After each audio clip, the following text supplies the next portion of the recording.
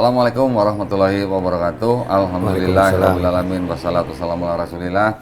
Senang sekali berjumpa kembali di channel Donitan, dan pada hari ini saya kedatangan tamu spesial pakai telur. Assalamualaikum Ustaz. Waalaikumsalam. Masya Allah. Ustaz Dadang nih. Kalau namanya Ustaz Dadang saya tebak pasti bener, pasti orang Sunda nih Ustaznya. Bukan. Sukabumi. Orang Bogor. Sukabumi. Orang Sukabumi. Ya, berarti orang Sunda juga. Orang Sunda juga, Mas. Baru kalimat pertama udah begini. Masya Allah, saya kenal Ustaz Dadang lewat PT MAB ya. Iya. Maulana Aswaja Barokah. Barokah. Alhamdulillah. Jadi Ustaz Dadang ini adalah apa boleh dikata? Pembimbing di Pembimbing orang umroh dan haji. Masya Allah. Nah, Ustaz Dadang ini berarti haji reguler ya Ustaz ya? Haji plus. Haji plus ya, umroh dan haji plus. Oh, umroh dan haji plus, tapi hajinya reguler Enggak, reguler itu berarti tiap bulan ya? Tiap tahun, tiap tahun naik haji. Tiap bulan umroh. Masya Allah, tiap bulan umroh, tiap tahun naik haji. Bukan naik haji, ibadah haji. Kalau naik haji kan digendong. Kalau itu kan naik haji Ya itu. Gitu. Masya Allah, enak bener sih Ustaz Dadang tiap bulan umroh, tiap tahun naik ibadah haji. Aduh, Masya Allah tuh jalannya, aduh. Nikmat bener. Ceritanya gimana tuh Ustaz? Bisa gitu Ustaz? Terima kasih semua Ko Dondi, subhanallah saya senang sekali hari ini. Bahkan sampai lupa minum. Padahal mau minum dulu tadinya, tapi karena makan saking bahagianya ya. Minum sekarang, jangan minum dulu. Minum dulu lebih. Udah dingin deh tadi memang dulu itu tuh. Sehat-sehat ya Ko Don. Alhamdulillah Ustaz Dadang sehat-sehat ya. Jadi memang perjalanan hidup itu kan tidak bisa ditebak, tapi boleh direncanakan. Boleh diusahakan ya Ustaz ya? Diusahakan, direncanakan. Jadi setiap kita harus punya rencana. Rencana. Begitu nanti Allah yang menentukan jalan. Siapa saja yang berjuang di jalan Allah, nggak usah khawatir. Pokoknya wajahadu fina lanahdiyanahum subulana. Siapa saja yang bersungguh-sungguh dalam berjuang, itu kayak Ko Doni sekarang Masya Allah luar biasa. Karena sungguh-sungguh, fokus, Allah berikan banyak jalan insya Allah. Dulu saya masih nyantri di Darut Tauhid Bandung. Masya Allah. Jadi waktu itu pengajian rutin guru kita ya, kita lagi pengajian ada ibu-ibu parkir mobil, nggak bisa, susah. Terus? Saya bantu parkirkan. Nah saat dibantu parkir itu, si ibu tuh bilang, "Dek, sini Dek, bantuin itu barang-barang ibu banyak." Gitu. Terus? Oh baik Bu. Saya nggak pernah berpikir siapa dia, kenal juga nggak. Tapi yang paling penting dia minta bantuan. Nah, berarti kan Allah menyuruh saya berbuat sesuatu. Gitu. Akhirnya saya bantu dirapihkan, beres itu rapihkan. Si ibu tuh pergi aja begitu, tidak terima kasih, tidak apa. Dan saya juga tidak peduli, karena tidak ada hubungan yang terima kasih. Yang penting saya udah bisa bantu. Pengajian berlanjut, tak lama itu datang lagi mobil tuh. Teman saya bilang, "Dang, kok balik lagi tuh mobilnya? Jangan-jangan ada masalah." Saya mungkin merasa juga karena kita bantuin, khawatir ada sesuatu. Saya si ibu itu turun, kemudian bilang, "Dek, sini Dek, maaf Bu, pertama ibu tadi tidak bisa mengucapkan terima kasih." Ustadz bingung gitu? Enggak sih, ibu itu. Ibu itu ke saya. Ibu tuh bilang, pertama, ibu tidak mengucapkan terima kasih ke adik, jadi mengucapkan terima kasih. Yang kedua, ibu lihat adik ini luar biasa. Bantu ibu tidak kenal, kemudian berusaha tidak berpikir pamrih lah gitu. Ibu punya orang tua usia 74 tahun mau haji. Nah, kira-kira nih katanya, adek mau nggak nemenin ibu ke Mekah gitu. Nah, pertama itu Masya Allah tabarakallah. Jadi bagaimana satu konsep kehidupan yang ditawarkan dulu oleh guru kami ya tentang bab ikhlas itu, kita menolong aja, berbuat saja, nanti ada jalan yang Allah berikan. Kemudian dapatlah rezeki itu 16.783.000 ONH pertama haji tahun 2000. Tahun 2000. Iya, jadi daftar sekarang 2 minggu udah dapat porsi gitu. Kalau 16.783.000. 16 juta rupiah? 16.783.000. Iya rupiah? Iya rupiah. Itu ONH? ONH. Masya Allah. 2 minggu berangkat? 2 minggu dapat porsi, langsung berangkat. Gitu. Jadi mendampingi orang tua daripada ibu yang tolong itu. Dan gabung bersama jamaah yang lain. Itu ada 12 bis kalau nggak salah itu. Masya Allah. Terus? Dan memang perjalanan tidak sampai di situ. Karena kita sudah ada jalan menuju ke sana. Akhirnya di sana itu apa yang bisa dilakukan? Kan dulu masak sendiri ya. Ya jadi akhirnya kita di maktab itu bantuin masak, nyuci piring, ya, segala macam lah. Pokoknya jamaah mah ibadah aja. Nah saya bantuin itu. Dan ternyata itu luar biasa. Mungkin jadi doa juga. Sepulang dari haji kita bisa beli rumah. Masya Allah. Rezekinya luar biasa. 4 tahun kemudian Allah undang lagi menjadi pembimbing haji umroh, haji plus sampai sekarang. Sampai sekarang. Iya. Jadi dari 2004. 2004 waktu tsunami itu kita di sana. Oh. Ada di Mekah. Iya. Ya, jadi 2005, 26, 27. Setiap tahun. Setiap tahun haji. alhamdulillah ya. Yang tidak mungkin 18, 19 pas COVID lah gitu. Oke. Alhamdulillah itu karena keinginan kita untuk berbuat aja dan Allah memberikan banyak. Masya Allah. Jadi itu apa namanya, menolong ibu itu hanya sebagai pembuka jalan. Ustadz mau dijadikan orang yang bisa berangkat haji tiap tahun. Masya Allah. Orang yang sudah berpuluh-puluh tahun nunggu, belum tentu berangkat. Yang ini tiap tahun berangkat. Masya Allah, itu kalau bukan jalan dari Allah ya. Betul. Masya Allah. Makanya jangan kecil hati ya, siapa saja yang punya uang, nggak punya uang, bukan perkara itu. Sekarang perkara kesungguhan dan keyakinan. Bagaimana semuanya itu milik Allah gitu. Jadi Ustadz Dadang di Darut Tauhid berapa tahun, Ustadz? 95 sampai 2001 ya. Oh, 6 tahun kurang lebih. Oh, berarti Ustadz Dadang ini seniornya ini dong, Ustadz Denny Slim dong berarti ya? Oh iya, seniornya. Sempat ketemu di Darut Tauhid nggak, Ustadz? Wah, bahkan enggak. Oh, bahkan enggak? Iya, kita ajudan pertama dulu ya. Oh gitu. Iya, ya, alhamdulillah. Jadi memang belajar lebih banyak dari aplikasi. Gitu. Maksudnya apa yang disampaikan oleh guru kita itu diaplikasikan, karena itu kita belajar dari situ. Jadi tidak banyak teorinya. Dari aplikasi Android. Sekarang Android ya. Kalau dulu nggak ada gitu. Oh, maksudnya diaplikasikan. Aplikasi dalam kehidupan. Nah, gitu kan artinya. Masya Allah. Sehingga kalau sekarang juga kita ada pondok, santri harus yang memang belajar langsung gitu. Oke. Nah, kalau Ustadz Dadang itu berarti dulu sebelum ke Darut Tauhid memang dari apa? Dari rumah. Maksudnya pesantren atau enggak apa? Juga. Langsung ke sana. Langsung Kita di asli Sukabumi saya. Asli dulu Sukabumi. cita-cita jadi polisi kok. Oh, terus? Polisi, daftar ke Komdak, diukur kurang setengah senti. Jadi saya agak sakit hati dulu. Pulang ke Sukabumi, daftar jadi santri, keluar jadi kiai. Oh gitu ceramah di kantor polisi. gitu. Jadi sekarang ceramah di kantor polisi. Memang rezekinya begitu. Masya Allah. Masya Allah, luar biasa. Alhamdulillah. Nah sekarang berarti Ustadz Dadang sudah jadi kiai. Pesantrennya berapa nih saat ini? Kita ada binaan pondok di Bogor, namanya Umar bin Khattab, 250 santri, penghafal Quran gratis. Masya Allah. Ya, gratis semua? Gratis, udah 10 tahun. Kemudian... Udah 10 tahun. Ya, ada santri tunanetra penghafal Quran, ada 90 santri. Masya Allah. 90 santri tunanetra. Tunanetra. Hafiz Quran? Hafiz, insya Allah. Boleh nanti kita berkunjung ke sana. Boleh. Saya kadang-kadang tuh begini, Ustaz. Saya dulu pernah berdebat dengan seorang pendeta. Pendeta itu menantang saya supaya dia mau membuktikan bahwa ada orang yang hafal Quran katanya gitu.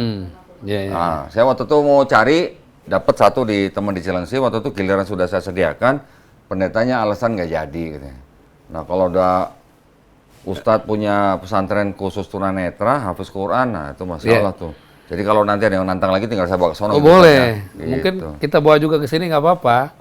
Kalau ditantangin gitu, bagi kita kan kita sudah ilmunya langsung dari Allah ya, jadi la khaufun alaihim, sudah tidak takut lagi. Kenapa? Karena Allah sudah menjanjikan pemelihara ayat-ayat suci itu sudah jelas. Nah, di kami ada santri tunanetra, ada santri biasa, kita juga ada santri yatim yang itu di Sipalil Mukminin. Kita ada santri yatim 137 santri. Mereka semua belajar Al-Quran, hafal Quran. Jadi pesantrennya tadi semua di Bogor, Ustaz? Di Bogor, ya Bogor semua. Bogor, Ciawi, di Tajur, ya. Di Bogor semua. Ya. Jadi sekarang total semua santri berapa, Ustaz? Kita juga ada RTC namanya, Rumah Tahfidz Center. Rumah Tahfidz Center. Rumah-rumah yang tidak manfaat, mohon izin, daripada terbengkalai. Nanti kita kerjasama dengan pemilik rumah. Rumah itu kalau mau dijual berapa tahun lagi kita kerjasama. Kita isi santri sama ustadznya. Dari situ santri itu menghafal Al-Quran di dalamnya. Dan Gurunya?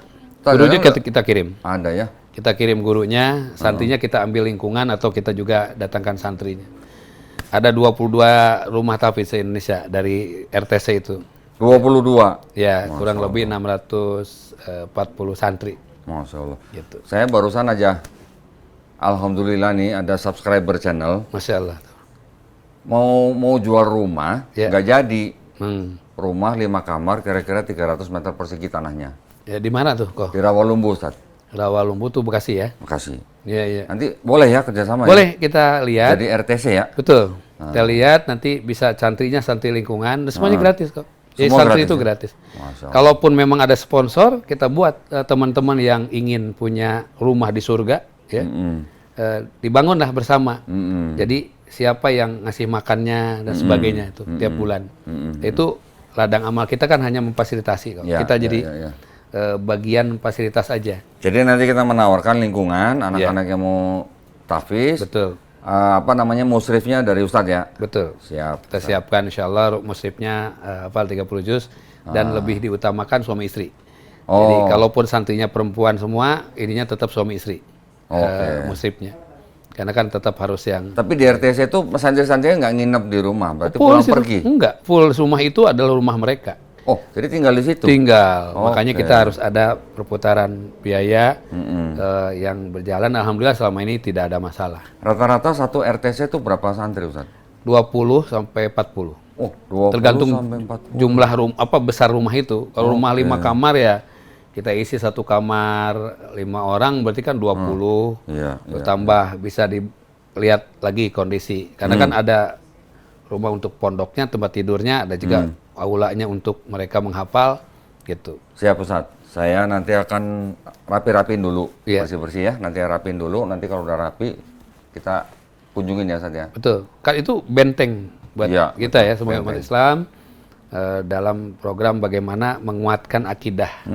Ya, menguatkan akidah. Betul. Jadi kalau nanti mereka ada bertanya tentang penghafal Quran, kita sudah punya tempat-tempatnya. Iya, benar, gitu. benar. Gitu kan, kalau kita belain mungkin belum tentu ada yang hafal ya. Iya, benar. Kalau kita Al-Quran itu Allah yang memberikan wahyu, Allah yang Iya. memeliharanya, sehingga dipelihara lewat orang-orang yang anak-anak yang ikhlas itu. Iya, benar. Menghafal Nah, kalau di Al-Quran. Quran kan janjinya kan kami yang menurunkan Quran dan kami pula yang menjaganya. Iya, betul. Inna nahnu nazzalna Inna dzikra. nahnu nazzalna Ya. dzikra. Sesungguhnya aku lah yang menurunkan Al-Quran itu dan aku juga yang menjaganya. Betul. Maksud saya, Ustadz pernah baca nggak di Quran? Kami yang menurunkan Taurat dan Injil dan kami pula yang menjaganya. Pernah baca nggak, Itu Ustadz? tidak ada itu. Belum pernah ya? Belum pernah sih. Ya, belum pernah. Nah, itu maksudnya. Kalau Al-Quran kan sudah jelas ya. Ya. Jadi dalam konsep kehidupan ini bahwa pedoman kita sudah jelas dan itu mudah, mudah dihafal. Contoh misalnya gini, kau punya Al-Quran, ya, kita bisa menemukan halaman juz dalam Al-Quran dengan mudah. Kalau ada mushafnya di sini. Oh, walaupun tanpa indeks yang di pinggir itu. Oh, iya, iya. Oh, Tapi oke. kita halaman juz ya. Iya, halaman yang juz. juz. Ini Oh, juz iya, berapa, iya, juz iya. berapa, juz berapa, itu halamannya berapa. Iya. Ya, mungkin gitu.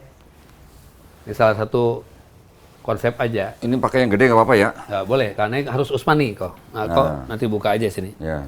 Ini buat pemirsa, ya sahabat-sahabat kok Donditan. Ini kan ini halaman ya. Kita akan menemukan halaman juz. Berarti juz ini halaman berapa? Nah, gitu. Misalnya, kau tanya ke saya juz berapa? Misalnya juz pertama deh. Juz pertama misalnya. Misalnya Quran. Misalnya ngambil yang juz yang bisa dihitung lah. Misalnya juz 15 misalnya gitu kan. Oh, Nah, gitu. misalnya gitu kan. Boleh. Berarti kan halamannya 282. 282. Dibuka aja. 282.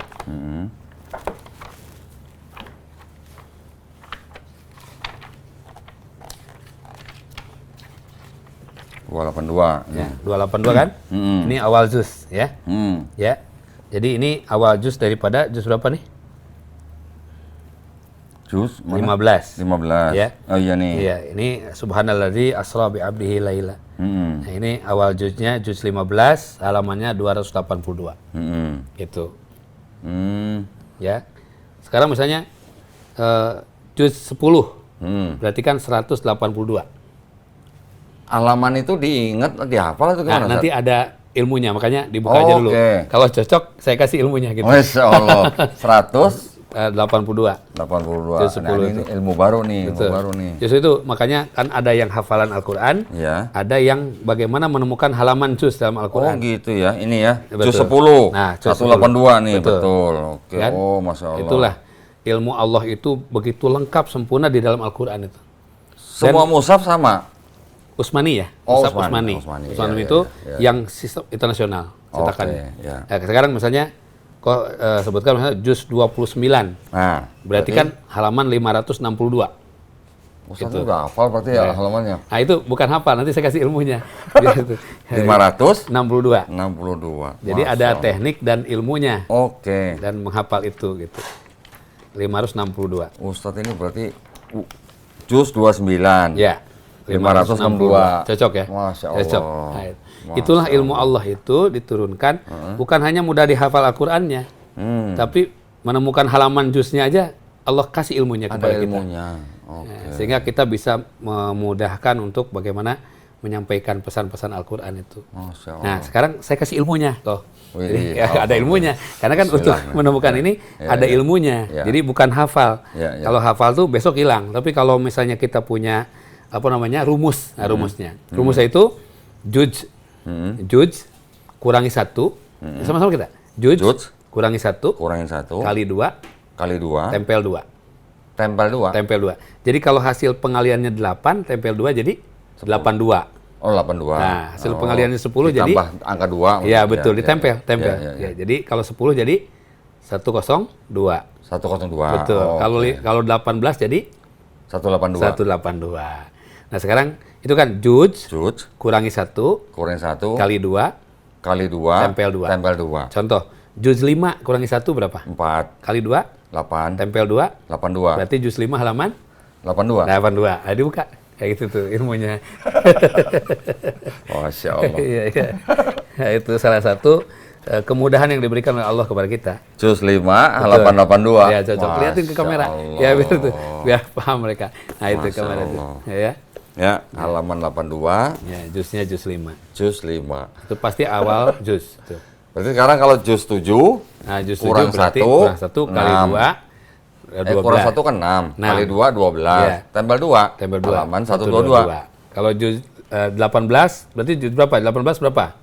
18 kurangi Juz 1. 18 17 kali 2 34 tambah 2. Coba. 342. Iya, bukan tambah ya, tempel Iya, ya. tempel. 342. 342. Oh, begitu ya. 342 Ya, juz cocok. 18. Pas. Masya Allah. Itu ilmunya. Dan itu selalu awal juz.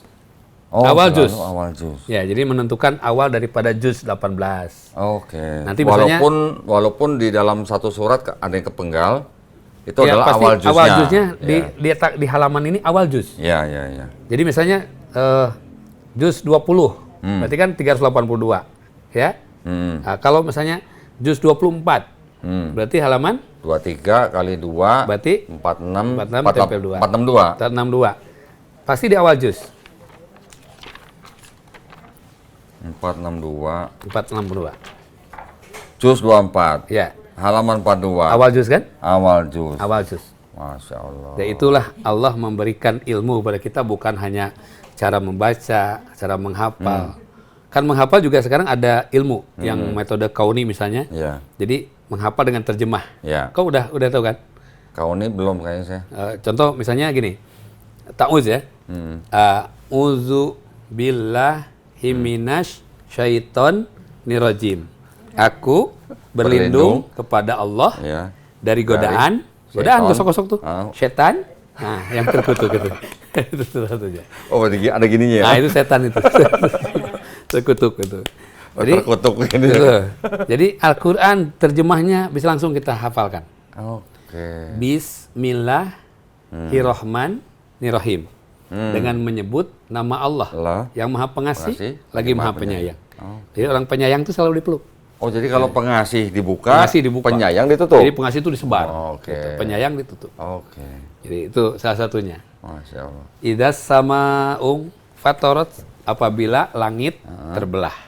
Gitu. Itu juga jadi bahasa isyarat yang ini orang yang tunawicara. Bisa jadi, tapi ini adalah untuk menghafal artinya, terjemahnya. Oke. Terjemah. Misalnya di dalam Al-Quran ada surat Al-Maidah ayat 6 tentang bab wudu, ya, bagaimana perintah wudu. Karena menghafal Qurannya tuh tidak begitu mudah, maka dihafalkan dengan cara tadi. Oh. Misalnya ya ayyuhal ladzina amanu. Hai orang-orang Beriman. yang beriman. Apabila datang idza kumtum ila sholah. Apabila datang waktu ya, sholat. Fagsilu wujuhakum, basuhlah wajahmu. Wa aidiakum ilal maropik, dan kedua lengan sampai sikut. Wamsahu birusikum, dan usap sebagian kepalamu. Wa arjulakum ilal ka'bain, dan kedua kakimu sampai kedua mata kaki. Itu bagaimana menghafal Al-Quran dengan terjemah, dan itu mudah dipelajari dari anak kecil sampai nenek-nenek. Nenek-nenek sampai copot giginya tuh belajar itu, ya. Gitu, loncat ya. Karena gigi palsu itu. Ada yang nangkep gitu giginya. Giginya.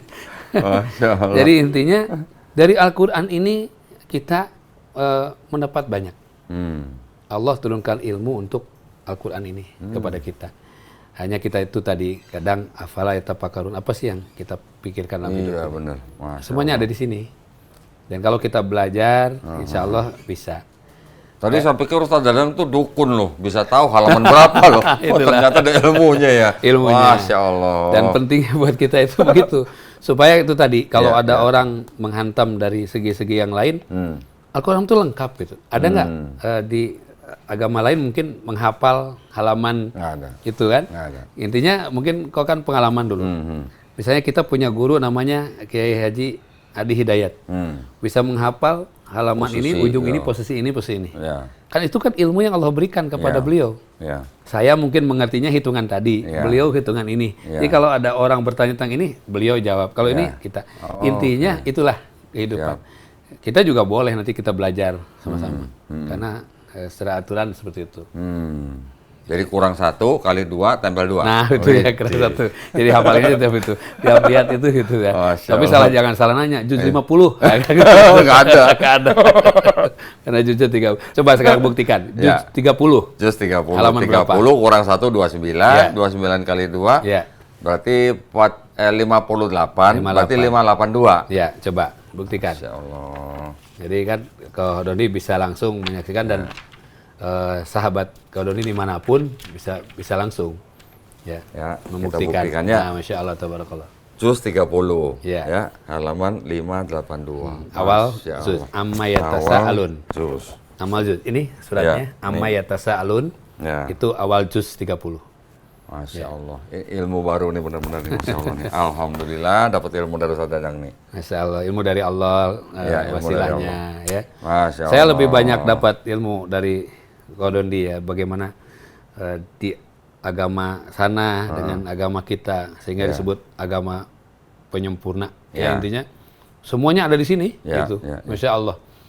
Tapi ini mohon maaf nih Ustaz, bukan saya mau ngajarin, bukan. Dimaafkan. Yang saya tahu dari mereka, karena saya sekarang sudah Muslim dan saya sudah paham konteks atau konsep dalam Islam. Kalau dibilang Islam penyempurna, yang disempurnakan apanya gitu Ustaz? Karena dulu Nabi lahir di tempat jahiliyah. Yang disempurnakan tuh jahiliyahnya. Jahiliyahnya. Iya betul. Makanya kalau ada yang masih berbeda berarti jahil gitu aja udah. Gitu. Jadi kalau masih ada yang beda berarti betul, jahil. Nah, gitu. Saya kutip nih nanti kalau iya, boleh. Karena itu Nabi diturunkan di tempat jahiliyah. Nah, sehingga penyempurna itu dari jahiliyah mereka itu. Jadi kalau ada yang masih beda jahil. Jahil gitu aja udah. Cukup itu bahasanya. Karena udah ada di petunjuk. Kalau yang suka itu apa istilah iseng gitu itu jahil. Itu jahil. Oh beda ya. Makanya ada namanya Abu Jahal. Abu Jahal tuh bapaknya tukang jahil itu. Gitu bapak ya? yang bodoh maksudnya. Bapak yang bodoh. Jahil tuh bodoh artinya. Gitu. Jahiliyah zaman kebodohan. Gitu. Iya. Kan udah dikasih Al-Quran dengan terang benderang masih juga bodoh. Masih juga jahil. Jahil itu. Masya Allah, alhamdulillah nih. Jadi menyempurnakan dari yang jahil gitu ya. Nah, Masya Allah. sekarang berarti kalau dihitung-hitung nih berarti Ustadz udah berapa kali naik haji?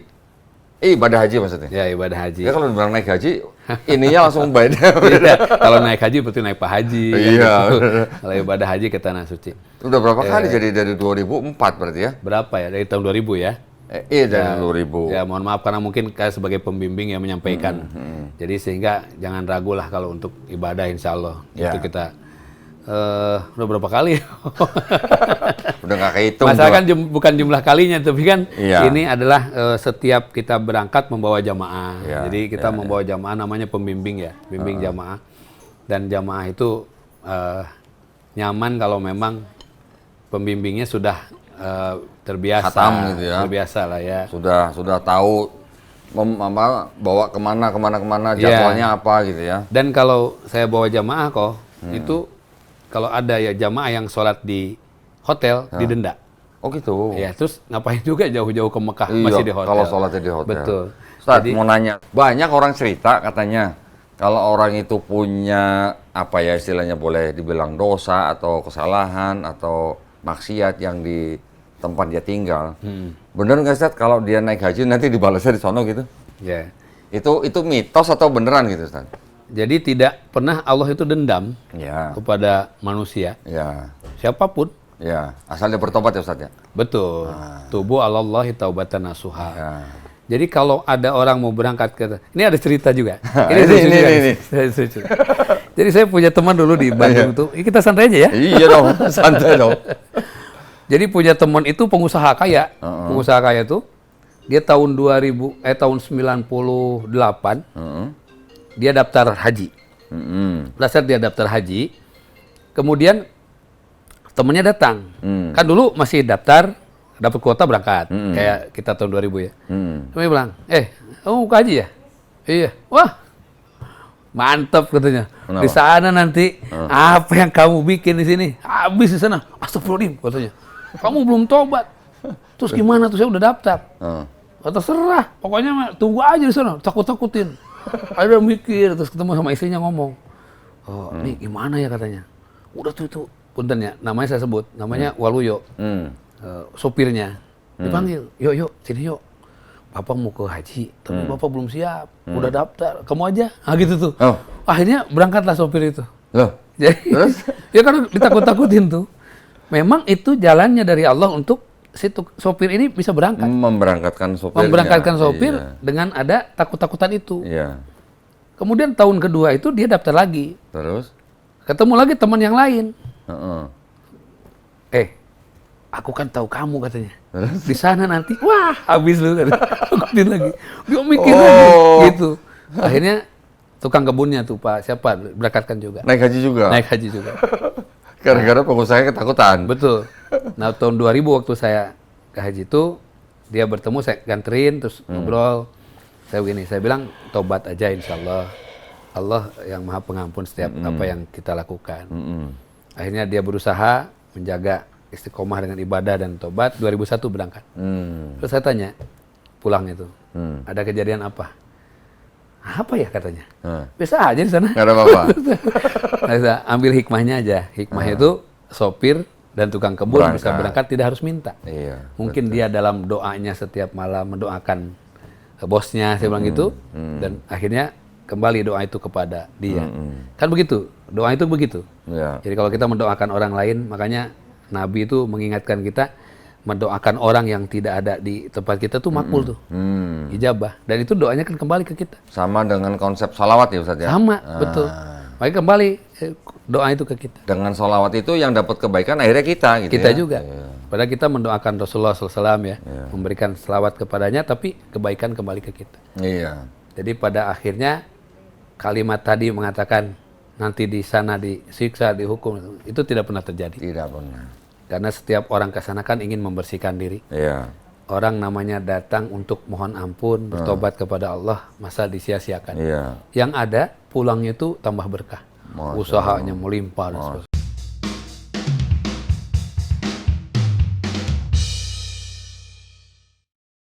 Saya mau apa nih?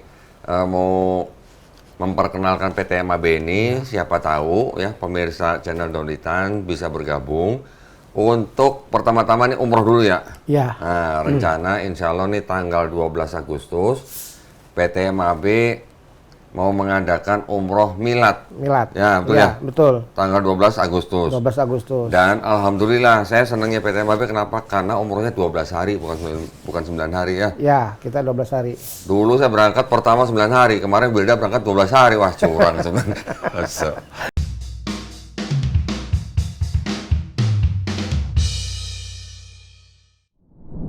Saya pernah dulu itu bawa dulu kan belum ada handphone. Jadi bawa catatan doa itu sampai satu ransel. 1.000 lebih itu. Oh gitu. Iya. Kan bingung bacanya. Apalagi bawa ke sana kan diperiksa. Oh gitu. Kayaknya ya udah, doanya gitu. Simpan aja ranselnya. Ya Allah, Engkau yang Maha tahu isi tas ini. Gitu aja udah. Nah, itu. Amin gitu aja udah. Saya pernah dengar cerita, Ustaz. Ada orang dari Sunda juga, saya lupa dari Tasik atau dari Garut gitu. Dia sering itu sabung ayam. Nah, terus? Bisa naik gaji. Ya gitu, ada ketakutan-ketakutan seperti itu gitu lah. Sampai di sana, lagi mau sholat di mana gitu, dia dipaksa jadi, Imam. baca azan. Oh, Enggak, azan. Cuman azan aja. Pulang-pulang sekarang dia jadi muazin terus gitu. Padahal tukang adu ayam. Nah, dulunya gitu. dulunya. Gitu ya. Jadi jangan khawatir. Iya. Intinya orang kalau punya niat, yang penting niatnya lurus kepada Allah, dia akan mencari jalan untuk menuju Allah itu seperti apa. Iya, iya. Sehingga ya ketakutan-ketakutan itu kan akhirnya didramatisir. Orang kalau mendramatisir masalah itu bebannya ke kita. Oke. Contoh gini, kok ini kan naik mobil. Naik mobil, begitu kecepatan mobil itu macet. Saat macet ada jalan ke kanan. Jalan itu ngepas mobil. Di sebelah kanan jalan 7 jurang, sebelah kiri sawah. Bagi ngebut, ada tengah-tengah jalan, ada pohon beringin. Apa yang harus dilakukan supaya sampai? Sampai ke Kan kita mau misalnya pergi ke undangan ya. Ya. Udah ngebut-ngebut nih karena waktu, macet. Pas dilihat ada belokan ke kanan. Akhirnya ke kanan tuh. Ternyata pada orang-orang ikut ke kanan tuh. Sebelah kanan jalan itu jurang, sebelah kirinya sawah. Pas lagi ngebut, ada pohon beringin tengah-tengah. Apa yang harus dilakukan? Tengah jalan. Apa yang harus dilakukan supaya cepat sampai itu? Nah, ini pertanyaannya tricky kayaknya nih. Itu konsep hidup kan ke sana kok. Iya. Jadi pada saat kita lihat pohon beringin itu, ya digas aja mobilnya. Karena pohon beringinnya baru tumbuh. Nah itu kan pohon beringin baru tumbuh juga namanya beringin kan? Iya. Nah kebanyakan kita mendramatisir. Oke. Pohon beringin, langsung panik. Padahal baru tumbuh. Kalau dengar pohon toge, nah baru. Toge, baru digas. Padahal togenya satu gunung di atas. Padahal satu gunung di togenya kan gitu. Nah kebanyakan mau haji dramatisir. Aduh saya begini. Akhirnya tidak fokus ibadah. Yang dia pikirkan khawatir dengan dirinya. Makanya banyak yang sakit sebelum masa hajian. Karena beban psikologis. Iya. Zaman Ustadz Dadang berangkat haji dulu, ONH 2 minggu berangkat. 2 minggu itu dapat porsi. Nomor porsi keluar langsung berangkat. Bulan itu juga. Oke. Kalau yang zaman sekarang? Alhamdulillah 20 tahun ada. 20 tahun. Bogor 20 tahun. Iya, 20 tahun. Saya udah daftar saat 2018. Iya. Dapat porsinya 2036. Oh, alhamdulillah masih termasuk golongan cepat. Ya, 18 tahun. Ya, 18 tahun. 2018 sekarang makanya udah. Kalau kita mau anak kita hajian, pas lahir langsung daftarin. Langsung daftar. Iya. Emang Biar nanti dia begitu. daftar usia 20 berangkat haji. Betul. Kalau daftarnya udah kakek-kakek kayak kita, udah kasihan. Ya. Usia 60 daftar, 20 tahun 80 kalau ada umur. Iya, pokoknya anak usia berapa lah sebelum balik gitu ya. Daftar gitu ya. Berangkatnya nggak terlalu tua gitu. Betul. Intinya kalau memang ada rezekinya berangkat ibadah haji itu yang plus ya, positif bisa dilakukan dengan percepatan. Artinya kan sekarang ada haji plus itu 4 tahun. Kalau dulu plus itu sama sampai 2006, 2007, 2008 tuh haji plus tuh itu juga. Plus bukannya sekarang 8 sampai 10 tahun, Ustaz? Oh enggak, 4 sampai 5 tahun. 4 sampai 5 tahun. Masih insya Allah. Oke. Iya. Iya. Kalau yang plus ya bisa daftar sekarang, berangkat besok. Kalau yang plus itu gimana, Ustaz? Haji dakhili gitu modelnya. Itu bener nggak sih? Dakhili itu bener, Ustaz? Ya benar, buktinya orang berangkat dan pulang juga Bisa. jadi haji gitu. Oke. Ya, Jadi, tergantung pengelolaannya kali. oke, berarti aman gitu ya. Dakhili itu aman. Semuanya juga kan semuanya aman. Hanya kan kadang-kadang berita, cerita itu membuat itu tadi mendramatisir gitu. Saya tuh baru kemarin terima video yang ngomong itu malah jadi dari apa namanya ya, dari staf apa ya, kayak diplomatik apa gitu ya. Yang dakhili itu ada kasus yang terlantar gitu katanya. Terus ada aturan baru katanya sekarang yang dakhili itu harus tinggal di Saudi minimal 6 bulan gitu. 1 tahun sekarang. Hah? Dia punya igomah. Ah, igomah. Punya KTP, Ya, bukan igomah. tinggal. Punya igomah minimum setahun. Tapi dia harus tinggal di Saudi selama setahun. Enggak, punya igomah aja. Oh, igomahnya. Igomah itu aja. berarti kan KTP ya. Oke. Gitu. Kan bisa aja namanya igomah. Itu semuanya juga bisa disiasati. Semuanya bisa.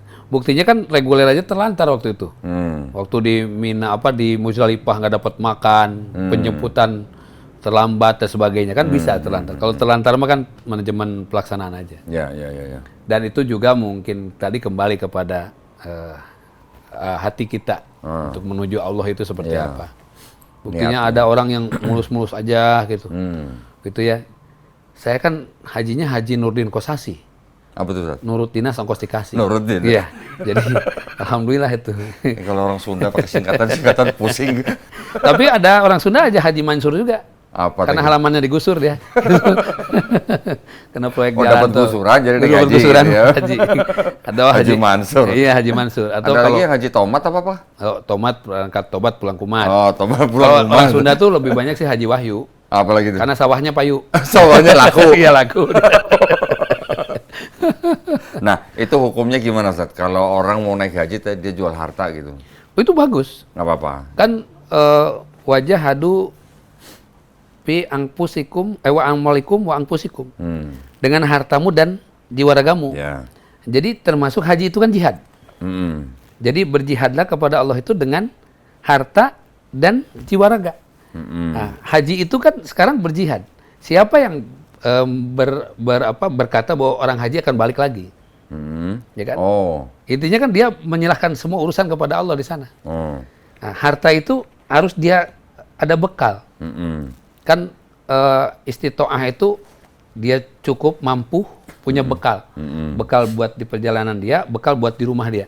Jangan sampai dia berangkat ke haji tapi keluarga terlantar. Ya. Nah, itu tidak boleh. Ya. Jadi istilahnya manis tato'a ilai sabila itu dia mampu di perjalanan berbagai hal. Salah satunya perjalanan dia di sana cukup, di sini cukup. Oke. Itu. Jadi boleh jual sawah, jual apa, nggak ada urusan.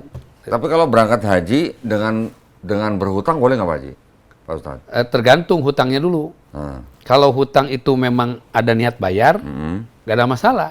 Dan punya kemampuan. Dan punya kemampuan. Tapi kalau dia misalnya tidak punya niat bayar, sebelumnya aja udah berdosa. Oke. Yang kedua, pahala hajinya akan tergantung sampai dia lunas. Oh. Nah itu belum lunas.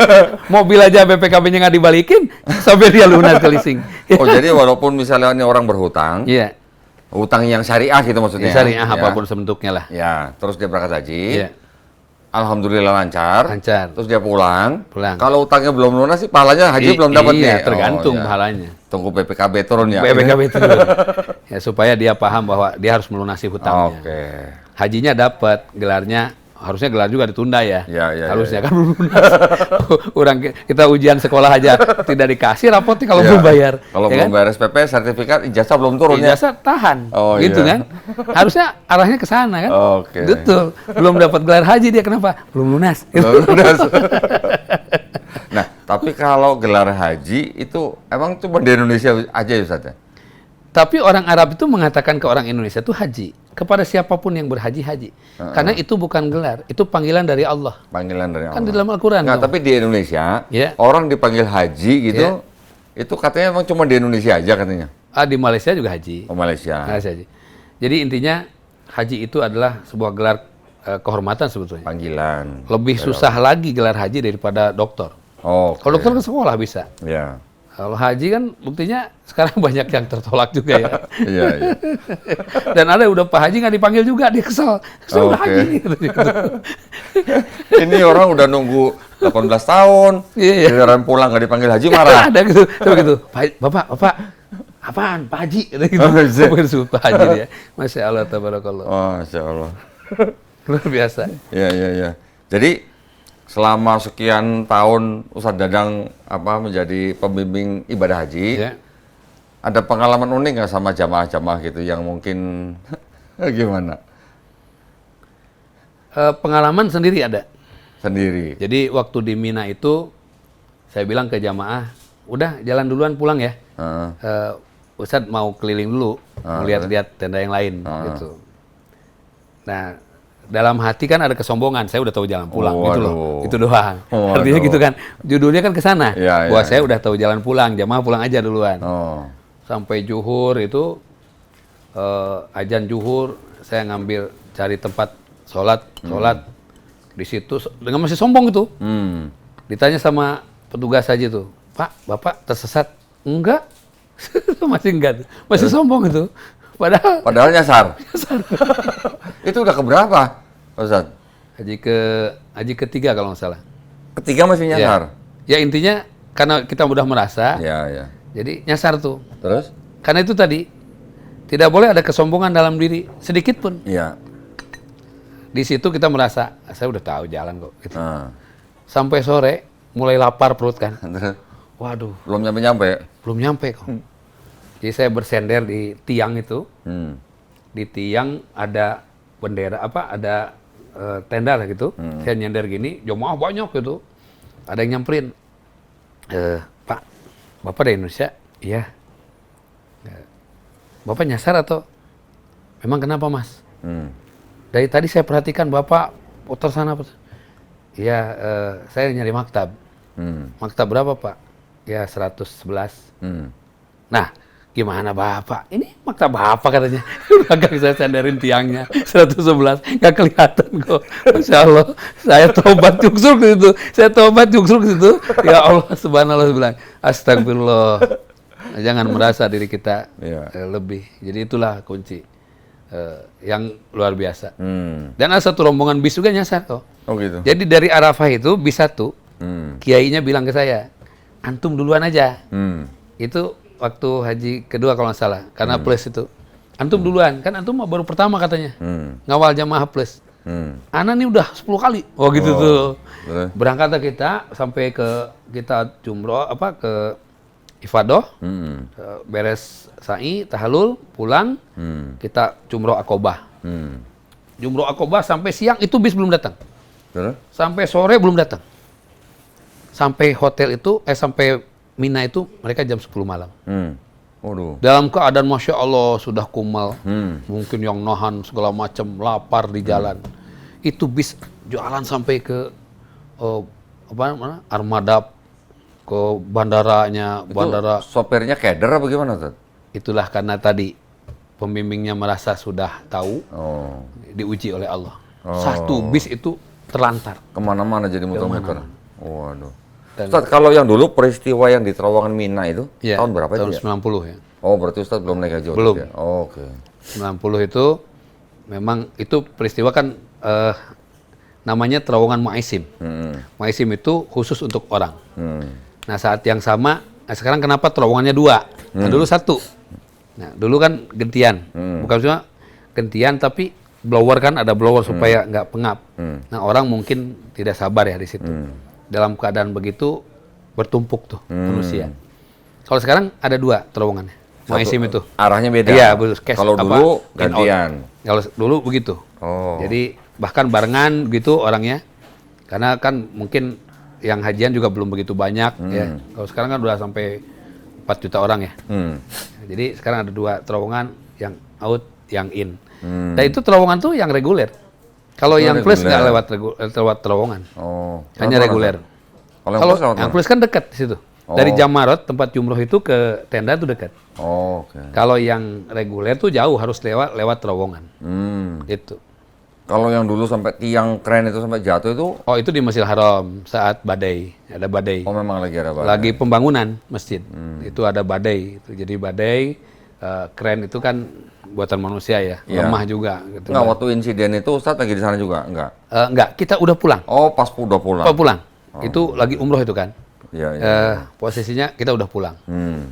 Jadi Masya Allah, tabarakallah, banyak kejadian di sana yang memang sebagai buat kita harus lebih evaluasi diri. Iya, iya, iya. Ya. Apa saja. Cuman kalau ngelihat sekitar kota, sekitar Masjidil Haram maksud saya, itu benar-benar ya, artinya Nabi itu memang benar-benar mendapat wahyu dari Allah SWT ya. Iya. Yang dikatakan orang Badui, orang padang pasir, sekarang berlomba-lomba bisa punya gedung pencakar Mewah. langit ya, Masya Allah ya. Dan kok udah pernah naik ke Gua Hiro belum? Waktu itu saya udah keburu sakit. Ya, kok nanti mudah-mudahan Allah izinkan naik ke Gua Hiro. Iya, iya. Di Gua Hiro itu kan gua, Mm-mm. tempatnya tinggi, jauh, kemudian orang kalau naik susah, Mm-mm. istilahnya begitu. Meskipun sekarang sudah ada pelebaran di bawah, setengahnya itu udah pelebaran, ada jalan bisa bagikar gitu. Ya, tapi naik ke atas masih tetap jalan. Itu Gua Hiro tuh kecil. Kalau kita teropong, itu persis Masjidil Haram. Oh, Jadi apanya maksudnya? di gua itu ujungnya ada lobang, itu persis Masjidil Haram. Kalau dulu tahun 2000 saya lihat itu Ka'bah. Kalau sekarang kan ada Grand Jam-Jam, jam itu. Itu persis dari gua itu. Wajar kalau Allah menjadikan Rasulullah SAW tahanusnya di situ. Oh. Kenapa? Karena beliau bisa menyaksikan menatap Ka'bah tiap hari itu. Selama 3 hari 3 malam di atas itu bisa menyaksikan Ka'bah. Itu pentingnya. Kenapa? Ya semuanya sudah diatur sedemikian rupa oleh Yang Maha Kuasa itu. Ya, Jadi ma khalaqta hadza batila. Tidak ada yang Allah ciptakan sia-sia. Bagaimana Nabi tahanus saja diperhatikan oleh Allah supaya tiap hari bisa menatap Ka'bah. Masya Allah. Saya waktu umroh waktu itu udah kepengen banget ke Gua Hiro sebenarnya. Ya. Keburu batuk pilek. Ya, Jadi badan meriang, ya nggak jadi berangkat. kan bisa masuk ke Museum Wahyu. Di sana ada replika Gua Hiro. Replikanya. Replikanya kan nggak ngerasain nanjaknya.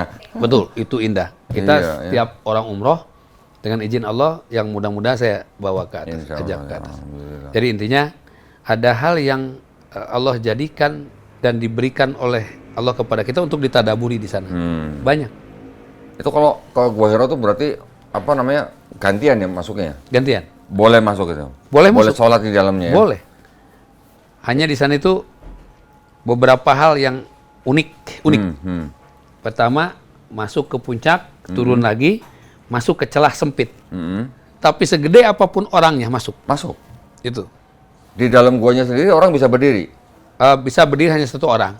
Oh. Jadi sisanya lebih banyak nunduk karena memang berdiri juga tidak tegak ya. Oke. Kecuali kalau ini mulut guanya, kita berdiri di luar sini bisa. Oh. Kalau di dalam gua sendiri tidak bisa tegak. Oke. Gitu. Makanya sholatnya di agak ke mukanya gitu. Berebut juga itu kan hanya untuk satu orang lagi mungkin duduk. Kalau berdiri dia kan begini, Ya, nggak ya, mungkin ya, bisa. ya, ya, ya. Jadi kalau mau berdua, satu orang sholat berdiri, satu orang duduk. Di belakang sini banyak bisa. Hanya di sini kan jurang, jadi tapi ada pagar. Jadi orang tuh kalau di situ duduk di situ, sholat di situ bergantian, bergantian dan harus mengerti, memahami. Oke. Itu Jadi saling. ada jalurnya keluar masuk itu, Ustaz? Oh enggak juga, Enggak, kita oh. ngatur sendiri. Oke. Hanya masuk di sini kadang orang sekarang naik lewat atas itu keluarnya. Oh. Padahal itu bahaya juga. Oh. Ya, jadi memang tapi tentu Allah sudah jadikan tempat itu yang luar biasa ya. Iya, iya, iya, iya. Celah itu kok yang ukuran badan segede apapun masuk. Masuk. Oh. Dan saya mengalami itu. Emak-emak dari Turki itu gendut. Maaf ya, gede. Masuk? Masuk. Masya Allah. Itu yang luar biasanya. Nah, kalau yang gua Sur. Nabi bersama sahabat Abu Bakar yang dikejar-kejar orang Quraisy yang akhirnya ketutup sama sarang laba-laba itu di mana, Ustaz? Itu Gua Sur. Jauh dari Masjidil Haram? Kurang lebih 8 kilo ya. 8 kilo. Oh, oke. Gua Sur itu adalah bukan tempat Nabi bersembunyi. Hah? Jadi salah nih mengatakan Nabi bersembunyi karena Nabi nggak takut dengan siapapun kecuali kepada Allah. Allah, iya. Tapi Nabi mengatur strategi. Buktinya kan kalau pergi ke Madinah itu ke selatan ya. Iya. Nabi ke utara dulu. Heeh. Harusnya kan ke sini ada gua, Heeh. baru melanjutkan. Ini enggak, ke sini, guanya di sini. Heeh. Baru balik lagi. Oh. Itu tidak, misalnya gini, Ko Doni mau ke Bogor, ya, mampir dulu di Sentul. Nah itu berarti namanya istirahat kan. Kalau ini mengatur strategi, mau ke Bogor, ke Jonggol dulu, itu istilahnya. Oh iya. Ke Jonggol kan arahnya beda. Iya. Gitu. Jadi Nabi itu sebelum ke Madinah, yaitu berputar dulu menuju ke utara, dari situ di gua itu. Terus? Kemudian kembali menuju ke Madinah. Oh. Jadi bukan di tengah perjalanan langsung melanjutkan, tidak. Oke. Makanya bukan bersembunyi. Nabi pertama tidak takut sama siapapun kecuali takut sama Allah. Yang kedua, perjalanannya kalau bersembunyi ya wajar, dikejar orang ngumpet, itu dalam tengah perjalanan. Ini kan enggak, menuju ke tempat gua dulu baru kembali. Itu yang luar biasa. Itu juga bisa dikunjungin, Ustaz? Boleh, tapi tinggi. Tinggi banget ya? Ya, saya juga belum pernah masuk ke dalamnya. Oke. Ya memang agak rumit masuknya. Tapi itulah kekuasaan Allah ya. Kalau Gua Hiro tuh tingginya berapa meter, Ustaz? Saya belum, Ada 300 meter? loh 1000 lebih. Oh, 1000 lebih? Tinggi. Maksudnya dari bawah kata. Iya, dari bawah. Dicoba aja. Enggak, waktu itu kok ada yang bilang 300 meter ya? Coba aja nanti di searching. Oke, Hanya oke, memang kalau yang biasa jalan, yang belum biasa maksudnya 1,5 jam baru sampai. Oh, 1,5 jam Baru jalannya? sampai ke atas. Oke. Itu. Kalau yang Kalau yang Gua Sur lebih tinggi lagi? lebih tinggi dia. Hanya kan jarang orang yang, orang Indonesia jarang ke Gua Iya, Sur. iya, iya, Kalau Gua Hiro paling sering. Kalau orang Indonesia seringnya ke pasar. Di Gua Hiro tuh ada pasar. Ada pasar? Ada itu tuh. Ada pop mie gitu ya. Di atas itu. Ada pop mie? Ya. Dan istimewanya kalau kau ke sana berangkat naik, di sana itu ada tukang dagang. Ya. Itu harganya sama, di bawah 3 real, di atas 3 real. Oh gitu ya? Coba kalau di kita naik ke puncak, beda lah. beda. Beda, Di iya. sana enggak, meskipun dia bawanya susah payah, harganya sama. Itu Fair ya. ya? Keren. Keren Luar ya? biasa. Masya Allah. Udah itu bisa pop mie, ada teh susu. Ada Teh susu itu. Ada susu jahe nggak, Tat? Jadi kita doang kali ini. Teh Susu susu. jahe di Sukabumi doang ya? Masya Allah. Itu. Iya. Waduh. Nah, jadi kalau Ustadz nih, saya banyak info nih ya dari Ustadz Dadang nih. Kita di sini, tempat kita ini memang boleh dikatakan sekarang jadi tempat orang dari kalangan agama sebelah, Ustadz. Iya. Banyak yang minta datang ke sini. Ada yang dari kalangan Kristen, tapi juga ada yang dari kalangan Islam. Ya. Kalau dari kalangan Islam ngapain, Ustadz? Bawa suami, istri, anak yang mau murtad atau yang sudah murtad. Masya Allah tuh.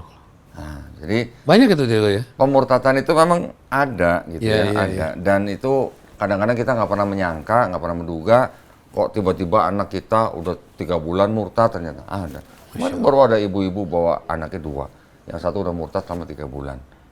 Banyak yang diskusi gitu. Tapi juga ada yang dari kalangan Kristen sudah menonton video-video kita, mereka ingin bukti sendiri, pengen lihat sendiri, diskusi, ada yang 2 jam, 5 jam, sampai 7 jam gitu. Ya ada yang menjemput hidayah, ada yang enggak gitu, Ustaz. Tetangga kita juga ada kok. Jadi si anak ini pacaran, tidak diketahui oleh orang tuanya, tahu-tahu dibawa kabur, kemudian menikah ceritanya, dan dia masuk keluar murtad.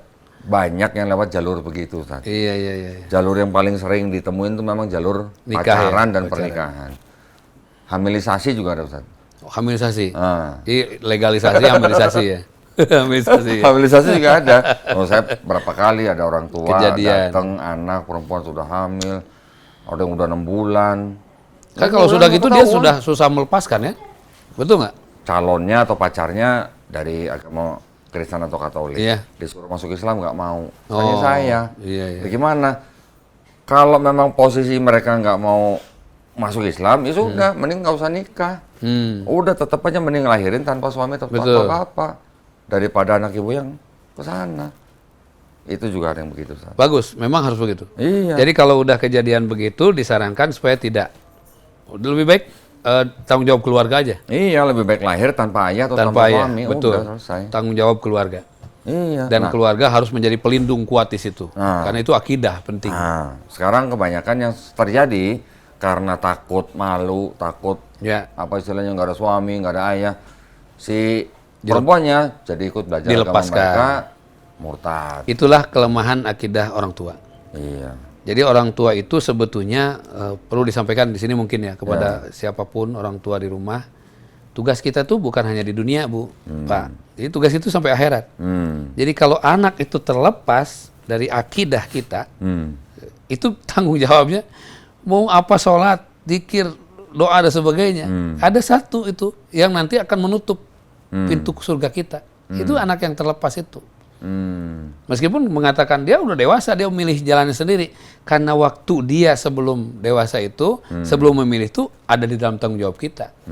Gitu. Makanya bagus tuh. Lepasin aja, biarin nggak punya suami. Iya. Ya, orang tua menjadi pelindung terbaik di situ. Betul. Gitu. Harus jangan malu, jangan apa. Dia harus menjaga nama keluarga itu dengan akidahnya, bukan hanya itu gitu. Iya, sama gitu-gitu aja, tegas-tegas Betul, aja. betul. Ada lagi begini Ustadz, banyak kasus begini. Banyak ibu-ibu datang sini, ketika menikah, suaminya masuk Islam dari agama sebelah. Iya. Ntar baru sebulan atau setahun, punya anak satu atau dua, balik lagi ke agama lama. Jadi bertahun-tahun mereka hidup dalam satu rumah beda agama. Zina itu. Hukum zina. Ya, saya terang-terangan aja, ibu selama sekian tahun sudah berzina. Betul. Gitu aja. Betul. Karena memang urusannya duniawi, apapun keadaannya. Karena duniawi itulah yang menjadikan sekarang tuh senderan. Ya karena mereka mengatakan, kalau saya nggak nikah dengan dia, gimana hidup saya? Ah gitu. Oh, kan begitu ceritanya kan? Emang dunia sedaun kelor gitu. Kalau dia nggak, dia daun itu. Oh, no. Mungkin daun apa ya? Daun toge. Daun seledri kali. Daun seledri. Ya itu ya, berarti kan kita harus lebih mengutamakan akidah dulu ya Ustaz ya. Betul. Oh, iya. Karena akidah itulah yang harus disempurnakan supaya tadi itu ada pemahaman yang salah ketika ya sudahlah terserah dia. Dia udah dewasa kok milih jalan sendiri. Lah yang lulusan pesantren aja yang murtad Ustaz. Masya Allah, tabarakallah. Nah, gimana coba kalau begitu? Sekarang gini kok, memang kita sebagai pengelola pondok juga kan benar-benar harus punya kekuatan struktur yang baik ya. Ya. Dari mulai penguatan, makanya kan di tempat kami itu ada pengajarannya khusus untuk santri, ada pengajaran khusus ustadz. Oke. Jadi untuk ustadz itu kita ada pengajaran khusus. Ya. Kita datangkan kiai-kiai, ulama-ulama, ya gitu. Karena ustadz juga perlu dikuatkan akidahnya. Iya dong. Ya. Dengan kondisi saat ini yang terbatas, ustadz juga bisa tergoda. Ya ada juga ustadz yang keluar dari situ karena temannya ngajak usaha rental, lebih banyak duitnya di sana. Pindah dia padahal hafal Quran. Pindah 3 bulan kemudian nangis. Kenapa? Mobil rental dia digade-gadekin orang di luar. Sampai dia habis sholat, enggak segala macam enggak. Nah, jadi ya itu bisa aja kan bahasa murtad itu keluar dari agama Islam. Tapi ini juga ada mungkin bahasanya bisa juga kan. Murtad itu kan keluar. Ya itu keluar dari istiqomah dalam dirinya. Yang tadinya dia ngajar alul Quran, kemudian dia rajin ibadahnya karena tergoda dengan dunia, kemudian terlepas semuanya itu. Sekarang menangis, menyesali. Iyalah. Gitu. Dia harus taubat yang begitu. Dan dia dipikirkan bahwa dengan usaha itu dia akan mendapatkan hasil. Ternyata guru-guru kita di pondok itu meskipun tidak punya uang lebih dengan sama teman-teman yang lain, sama pengusaha dan mereka udah pada umroh. Gitu. Makanya konsep yang saya sampaikan kepada teman-teman di sana yang ngajar, nikmatilah pekerjaanmu saat ini. Ya, meskipun tidak membuatmu jadi kaya. Dan bersyukurlah supaya kamu jadi bahagia. Gitu. Betul kan? Ada anak muda datang sini Ustaz. Ya, gimana katanya? Dari keluarga Islam. Ya. Sudah berangkat umroh. Bisa murtad coba. Masya Allah. Alasannya apa dia? Apa ya alasannya? Alasannya dia hanya waktu itu mungkin juga orang anaknya ini introvert, nggak punya banyak teman. Yeah. Ketika dia merantau bekerja, dia nggak punya banyak teman. Terus dia juga mungkin iman atau semangat beribadahnya juga mungkin naik turun. Yeah. Kos-kosan dia dekat gereja. Okay. Nah, terus dia penasaran, pengen lihat. Ternyata jauh lebih mudah dan lebih nyaman gitu kan. Mungkin ya, Ustaz. Juga mungkin karena pergaulan. Murtad akhirnya. Alhamdulillah setelah datang sini, ya justru gini Ustaz, kalau ketika ada orang Kristen datang sini, yang saya bukakan pertama kali itu kitab-kitab mereka. Betul. Baca dulu kitab kamu. Yeah. Tolong pahamin dulu, identifikasi ini perkataan siapa. Ya cuman suruh mereka baca. Ya sekarang tinggal dipikir pakai logika begitu. Iya, Kalau sudah bisa membedakan, karena kan kita mereka tuh ada yang namanya perjanjian lama, perjanjian baru kan. Kalau kita kan Quran nggak ada Quran lama, Quran baru saja. Iya, dan nggak ada perjanjian gitu. Nggak ada perjanjian. Perjanjian. Nah kalau kita mereka tuh ada perjanjian lama, perjanjian baru Ustaz. Iya, iya. Perjanjian lama konsep ketuhanan dan keselamatannya itu ada perbedaan dengan perjanjian baru. Yang perjanjian baru aja ada perbedaan antara yang disebut dengan Yesus dan Paulus. Gitu. Oke. Kenal Paulus Ustaz? Kenal Paulus nggak? Yang mana tuh ya? Bukan debt collector yang bukan itu, bukan. itu, bukan.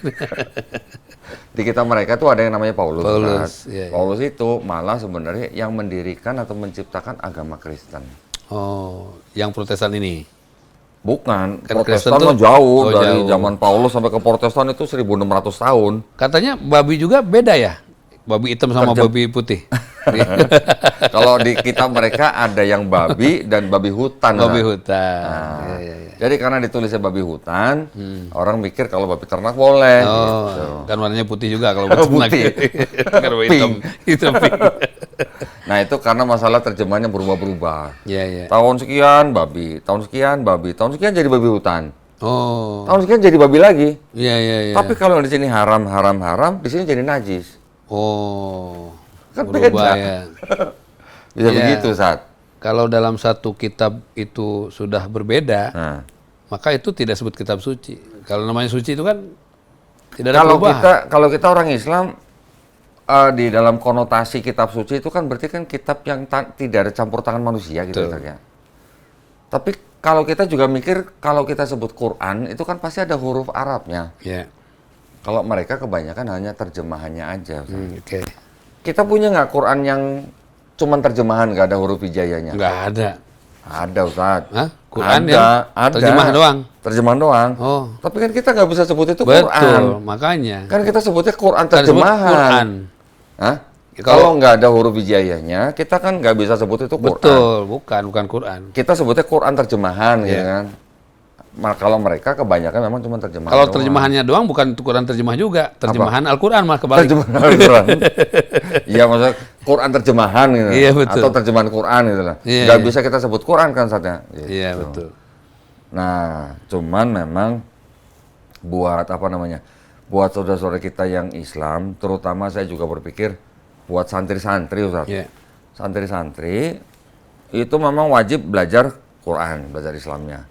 Tapi ketika mereka sudah selesai, sebelum mereka terjun ke masyarakat, ini juga kadang harus dibekalin dengan ilmu ini. Iya. Karena, saya mohon maaf Ustaz ya, masih ada kalangan umat Islam yang menyebut kitab sucinya orang Kristen dengan menyebut Injil. Itu yang, Harusnya apa namanya tuh? kalau kita kan orang Islam kan taunya Injil kan wahyu yang Asli. diterima Nabi Isa alaihissalam. Betul. Betul kan Ustaz? Betul. Nah kalau mereka sebut Injil, nanti kan orang Islam jadi bertanya, apakah itu Injil yang diterima Nabi Isa Iya. alaihissalam? Injil Barnabas tuh ya. Lain lagi Ustaz. Beda lagi. Beda lagi. Beda lagi ya. Kalau Barnabas itu bukan dokumen Kristen, itu juga bukan dokumen Islam, bukan, sama-sama bukan. Bukan Itu ditengarai yang nulis mu'alaf Ustaz. Nah, mu'alaf, cuman dia punya pengetahuan tentang sejarah dan tradisinya itu ada banyak yang miss gitu. Jadi itu kita nggak pakai, Kristen juga nggak pakai. Iya, iya, iya. Nah, Kasihan deh tuh ya. kasihan. Cuman maksud saya, Produk gagal. jangan sampai kita berpikiran bahwa kitabnya orang Kristen yang disebut Injil itu adalah Injil yang dimaksud Quran, Iya, bukan gitu maksudnya.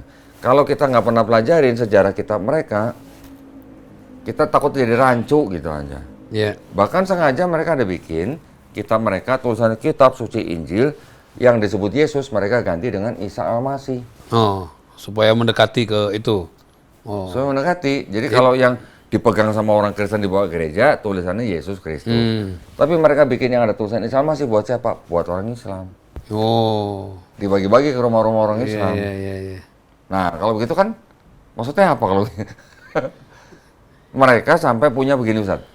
Di dalam misi mereka itu ada istilah yang disebut dengan C1 sampai C6. Apa tuh? Nah, kalau C1 mereka bikin gereja di sebuah daerah terpencil. Oke. Tapi kebaktiannya masih pakai bahasa asal. C2 mereka sudah pakai bahasa lokal. C3 selain bahasa lokal mereka sudah menerima budaya dan tradisi lokal. C4 sudah pakai bahasa lokal, budaya tradisi lokal diterima, sudah menerima budaya dan tradisi Islam. Oh, C5 nih. C4. Oh, C4. C5 sudah berpenampilan seperti Muslim. Penampilannya gitu, tapi belum mengaku Muslim. Ya pakai baju koko gitu. Iya, bisa pakai gamis dan segala macam, Iya, iya, namanya juga nama-nama Islami gitu Iya, ya. iya. Kalau C6 itu sudah ngaku Muslim, KTP Islam, bahkan dia sholat Iya. di depan publik gitu, tapi sebenarnya dia sedang misi. Misionaris ya. Nah, bisa jadi dia bisa masuk ke kalangan pendidikan, bisa masuk kalangan kesehatan, Iya. bisa masuk kalangan apa aja. Dulu mungkin Ustadz pernah dengar Senok Gurugronje. Senok ya. Nah, itu Orang C6. Belanda ya. Itu C6. C6. Zaman sekarang mungkin ada nggak? Masih ada Ustadz. Bisa jadi dia dosen, Iya. bisa jadi dia ustadz, bisa jadi gitu. Kan Senok Horgonya itu yang menyebutkan Al-Quran itu 6.666 ayat. Oh ya, Ya kan? ya.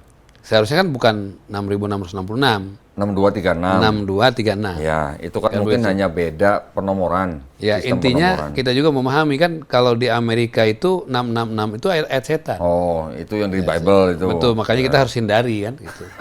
Nggak ada hubungannya sih. Si Senok itu gitu Nggak ada maksudnya. hubungan.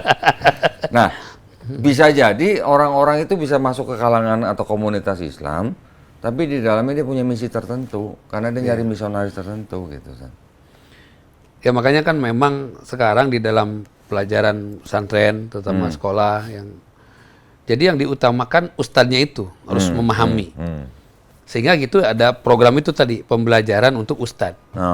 Nah kebanyakan mungkin di luar, ustadznya tidak belajar juga. Oke. Kalau di kita ada santri belajar oleh ustadznya, ustadz belajar oleh guru yang lain. Sehingga kita benar-benar punya kemampuan KBM namanya, kegiatan belajar mengajar. Oke. Jadi Belajar santrinya mengajar. dapat, ustadznya juga dapat gitu. Nah kebanyakan kan ustadz itu sebagai pengajar aja, dia nggak mau belajar. Oke. Nah, bab yang ilmu-ilmu gini harus juga. Suatu waktu mungkin ada program kita ke pesan-pesantren menyampaikan pesan ini kepada ustadz-ustadznya. Iya, betul. Biar ustadznya menyampaikan lagi kepada santrinya. Saya sih kalau di yayasan kami sudah bekerja sama dengan beberapa pesantren. Nah, bagus. Ketika ada santri-santri yang sudah lulus dan mereka sudah siap terjun ke masyarakat, itu kita bekalin dulu dengan ini. Iya, iya. Apalagi santri-santri yang mau pengabdian Iya. di masyarakat sih. Kalau di apa namanya dulu di tempat siapa? Darut Tauhid, Ya. ada nggak yang kejadian sampai yang Dulu misionaris atau apa gitu? penyusup ada. Nah tuh, Itu penyusup juga penyusup. tahun berapa tuh Ustaz? 96, 95, 96 lah. Nah, Itu menyusup juga. misionaris. Dia sih mengaku tidak misionaris ya. Tapi kan dia menyusup gitu. Ngajarin apa? Atau Ya pertama santri Modusnya itu modusnya pertama itu membuat santri itu malas sholat dulu. oke. Ya sehingga dia mulai dengan isme malas sholat kan gitu. Oke. Makanya kenapa di DT itu ada program disiplin. Jadi saya dulu sebagai ketua santri. Jadi keliling ke santri-santri itu wajib membangunkan. Oke. Ya, sehingga dia yang punya misi itu melongo aja, nggak bisa apa-apa. Terus? Akhirnya ikut juga tuh. Ikut bersama. Kemudian berikutnya dia punya program mengajak healing biasanya. Oh. Ya, di waktu-waktu jam sholat gitu. Heeh. Supaya mereka tuh lepas aja gitu. Terus? Memang tidak lama ya, karena kalau di tempat kami itu kan sistemnya udah bagus meskipun gimana ya. Akhirnya mengalah juga. Dia meninggalkan kita. Oh, dia pergi ya. Taunya di absen nggak ada aja gitu. Oh, oke. gitu. Memang dalam perjalanan setiap dakwah itu pasti ada. Ada ketika Rasulullah SAW akan melaksanakan perang Uhud, kan Nabi itu terkenal sebagai orang yang memiliki manajemen risiko paling baik. Masya Allah. Ya. Jangankan untuk perusahaan, manajemen risiko perang. Masya Allah. Begitu 1000 orang tentara muslim sudah berbaris, Nabi berdiri dan mengatakan, siapa yang tidak sanggup berperang, keluar dari barisan ini gitu. 300 keluar. Ternyata para munafikun itu. Justru kalau misalnya berjalan bersama rombongan Nabi, itu bisa menjadi penghancur di dalam. Tapi Rasulullah SAW itu memang pengatur yang baik. Manajemen resikonya luar biasa. Iya, iya, iya. Jadi bukan hanya feeling. Kalau feeling kan kita ya. Iya, iya. Feeling saya nih gini, kayaknya nggak hujan. Hujan angin. Udah hujan angin lagi gitu. Kalau Nabi tidak. Ya, Dengan ya, ya, mengatakan siapa yang tidak sanggup berperang. Ya bahasanya bukan siapa yang munafik, tidak. Yang tidak sanggup berperang. Keluar. Ya. Mereka keluar. 300 keluar, 700 berjalan melawan 3.000. Diaturlah oleh Rasulullah SAW itu, kemudian 70 harus ada di Jabarumat. Bukit. Jabarumat namanya. Bukit pemanah. Jangan turun sampai Nabi perintahkan turun. Tapi karena setelah kaum kafirin lari, kemudian mereka di bawah sedang mengamankan gonimah, dan dari atas kelihatan, mulai muncul mungkin ya, perasaan, wah harus juga kebagian nih gonimah. Ya, akhirnya mereka turun, Abu Sofyan yang sudah melihat dari jauh, ini turun berputar balik. Sehingga 70 syuhada itu gugur di situ. Nah, itu ada istilah dalam perjalanan, mungkin dia tidak bermaksud berkhianat dalam program apapun ya. Karena dia tetap berperang di jalan Allah. Hanya tidak mengikuti aturan perintah yang sesuai. Tetap syahid, syuhada. Karena dia tidak berniat berkhianat. Dia hanya turun ya karena mungkin ya kalau bahasa kita seru-seruan lumayan ya gitu. Itu masalahnya kan belum diperintahkan turun. Belum diperintahkan turun gitu. Padahal dia sedang dalam berperang. Bukan berkhianat kan itu. Tapi karena itulah contoh gambaran kepada kita. Kalau kita misalnya setengah-setengah itu dalam berdakwah, ya itu akhirnya. Gitu. Akan ada pukulan dari pihak lain. Gitu, itu maksudnya kalau tidak taat perintah ya begitu. Betul. Jadi memang kita harus sampaikan semua dengan baik ya. Pada siapa saja. Karena bisa jadi kita sampaikan di luar, anak keluarga kita yang juga mengikuti di. Sekarang kan setan gepeng ini berpengaruh. Oh ini. Itu setan gepeng, itu handphone. Setan gepeng. Setan gepeng. Handphone ini kan setan gepeng. Ya. Setan gepeng. Baru denger gua tuh. Kan ini tergantung kita, ya kan? Iya. Ya kan? Makanya kenapa di akhirat itu yang akan lebih banyak ditanya tuh tangan. Karena guliran tangan ini kan bergerak. Nonton apa lo gitu ya? Itu tuh. Pakai jempol gitu. Baik buruknya ada di sini. Gitu. Nah, makanya dalam konsep tadi misionaris, orang yang membawa misi, dan misi itu bukan hanya mengkristenkan umat Islam, bukan. Memindahkan waktu mereka ibadah dan sebagainya itu juga jadi misi mereka. Kayak sekarang kan ada 4 ya kalau nggak salah ya. Apa tuh? 1 food. Oh, harusnya sih 5. Yang umum 4, tapi juga bisa 5. 1 food ya. Makanan, food, film, fashion, freedom, sama fun. Oh, freedom, ada freedom. Ada freedom itu yang jadi seolah-olah anak itu nggak perlu orang tua gitu. Anak perlu kebebasan. Nah, itulah. Gitu. Nah, itu kan juga harus sampaikan pesan ini kepada teman-teman yang sedang belajar. Karena mereka harus memahami bahwa kita butuh orang lain. Ya, seperti misalnya ada kan konsep takwa itu ya, kok ada 4 dalam huruf Arab. 1 apa? Tak. Artinya apa? Tawadu. Rendah hati. Dalam rendah hati itu berarti kita tidak boleh sombong. Kalau tidak boleh sombong berarti tidak boleh merendahkan orang lain. Itu salah satunya. Jadi ketika kita jadi orang yang tinggi, jangan merendahkan yang pendek. Karena kita disebut tinggi karena ada orang pendek. Kalau tinggi semua nggak disebut tinggi kan? Nah itu kan, maka kita disebut tinggi karena ada orang pendek. Jadi kalau orang gemuk tidak boleh merendahkan yang kurus. Karena disebut gemuk karena ada yang kurus. Kurus. Kalau gemuk semua kan nggak gemuk, betul kan?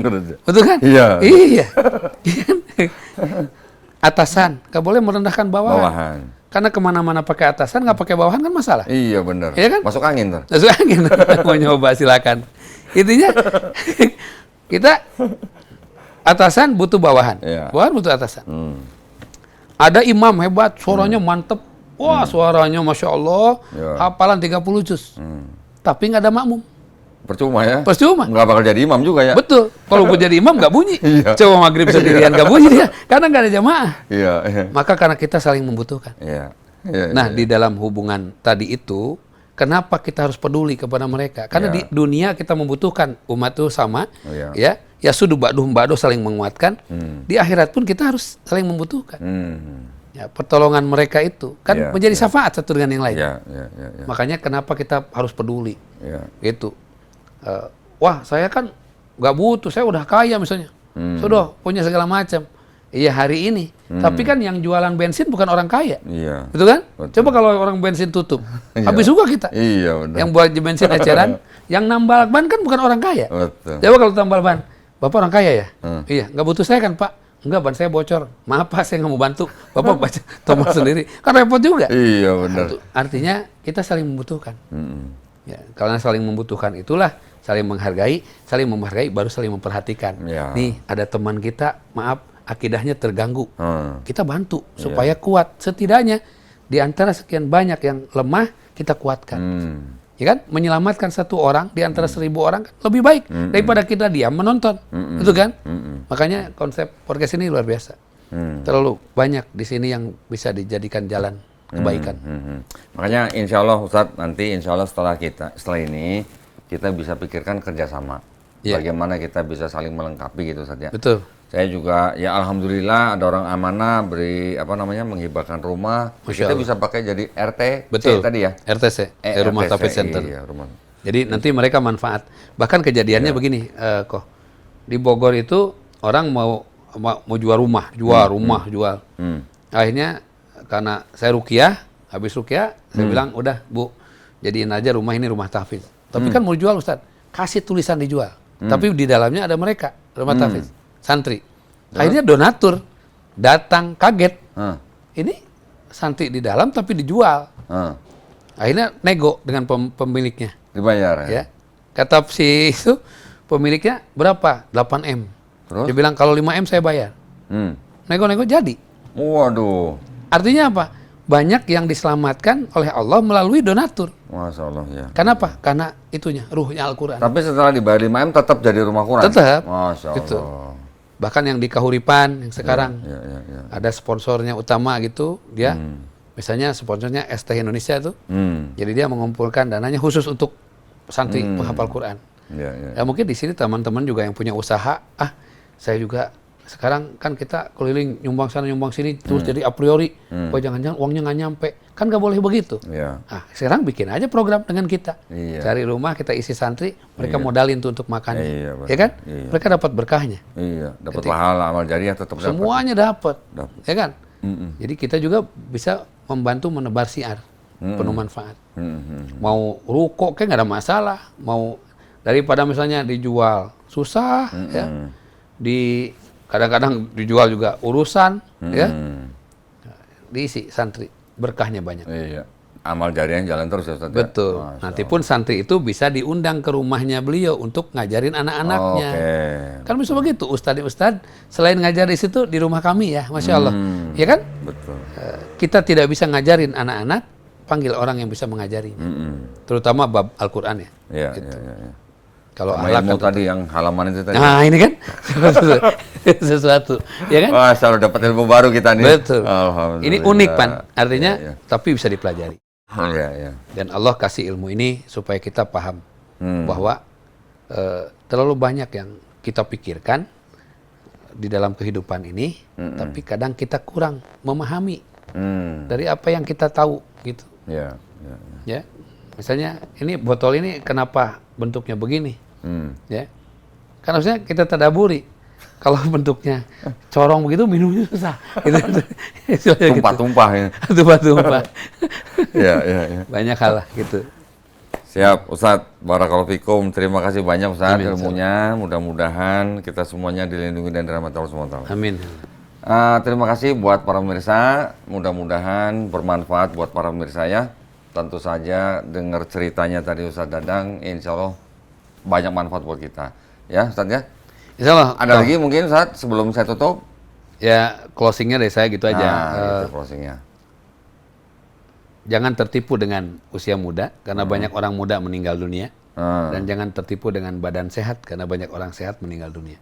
Artinya, hari ini apa yang bisa kita lakukan, yang terbaik kita lakukan. Ya. Karena berpikir hari esok belum tentu kita dapat. Ya. Betul. Pokoknya hari ini yang terbaik. Masya Allah. Dan terima kasih kok.